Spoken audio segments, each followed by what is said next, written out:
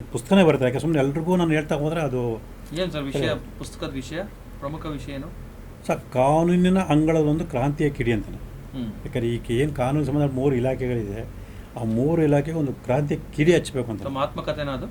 ನನ್ನ ಆತ್ಮಕಥೆ ಅಲ್ಲ ಸರ್, ನಾನು ಸಂಗ್ರಹ ಮಾಡಿರ್ತಕ್ಕಂಥ ಸಾಕ್ಷ್ಯಗಳನ್ನು ಇಟ್ಕೊಂಡು ಸೊ ನ್ಯಾಯಾಂಗ, ಅಭಿಯೋಜನೆ ಮತ್ತು ಪೊಲೀಸ್ ಇಲಾಖೆಯಲ್ಲಿ ಯಾವ ರೀತಿ ತಪ್ಪಾಗ್ತಾಯಿದೆ, ಇದರಿಂದ ಮಾನವ ಹಕ್ಕುಗಳ ಉಲ್ಲಂಘನೆ ಯಾಕಾಗ್ತಿದೆ, ಈ 3 ಇಲಾಖೆಗಳು ಜನರ ಜೀವನ ಜೊತೆ ಹೇಗೆ ಚೆಲ್ಲಾಟ ಆಡ್ತಿದೆ, ಸೊ ಇದೆಲ್ಲನೂ ಕೂಡ ಸಮಗ್ರವಾಗಿ ಸೊ ಜನರಿಗೆ ತಲುಪಿಸ್ಬೇಕು ಅನ್ನೋದು ನನ್ನ ಉದ್ದೇಶ. ಒಂದಷ್ಟು ಪಾಸಿಟಿವ್ ಕೂಡ ಇದೆ ಅದು ನ್ಯಾಯಾಂಗದ ವ್ಯವಸ್ಥೆ. ಖಂಡಿತ ಸರ್, ಇಲ್ಲ ಇದು ಮಾಡಿದ್ರೆ ಕಂಪ್ಲೀಟ್ ನೆಗೆಟಿವ್ ಆಗೋದಕ್ಕಿಂತ ಅಟ್ಲೀಸ್ಟ್ ಸರ್ ಅದನ್ನ ಹೇಳ್ತೀನಿ, ನಾನು ಕಂಪ್ಲೇಂಟ್ ನೆಗೆಟಿವ್ ಆಗಿ ಅಂತ ಹೇಳ್ತಿಲ್ಲ. ಸೊ ಈಗಾಗಲೇ ಹೇಳಿದ ನಮ್ಮಂಥವ್ರಿಗೆ ನ್ಯಾಯಾಲಯಗಳೇ ಒಂದು ಆಶಾ ಕಿರಣಗಳು.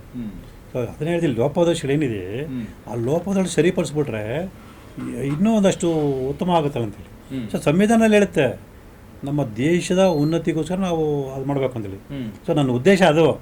ಯಾರನ್ನೇ ಆಗಲಿ ಅಥವಾ 3 ಇಲಾಖೆನೂ ಕೂಡ ನಾನು ಇದು ಮಾಡ್ತಿಲ್ಲ, ಆ 3 ಇಲಾಖೆ ಕಾರ್ಯನಿರ್ವಹಿಸೋದನ್ನು ಇನ್ನೂ ಪರಿಣಾಮಕಾರಿ ಆಗಬೇಕು ಅಂತ ಅಷ್ಟೇ. ಆದರೆ ಹೆಚ್ಚಿನ ಅಂಶ ಏನಾಗ್ತದೆ ಅನ್ನೋದ್ರ ಬಗ್ಗೆ ಗಮನಿಸ್ಬೇಕಾಗುತ್ತೆ. ಹೆಚ್ಚಿನ ಅಂಶನ ನೀವು ಗಮನಿಸಿ ಇದು ಮಾಡ ಬದಲಾವಣೆ ತಗೊಂಡ್ಬಿಟ್ರೆ ಇನ್ನೂ ಹೆಚ್ಚಿನ ಪರಿಣಾಮ ಬರುತ್ತಲ್ಲ ಸಮಾಜಕ್ಕೆ, ಅಪರಾಧ ಕಡಿಮೆ ಆಗುತ್ತೆ.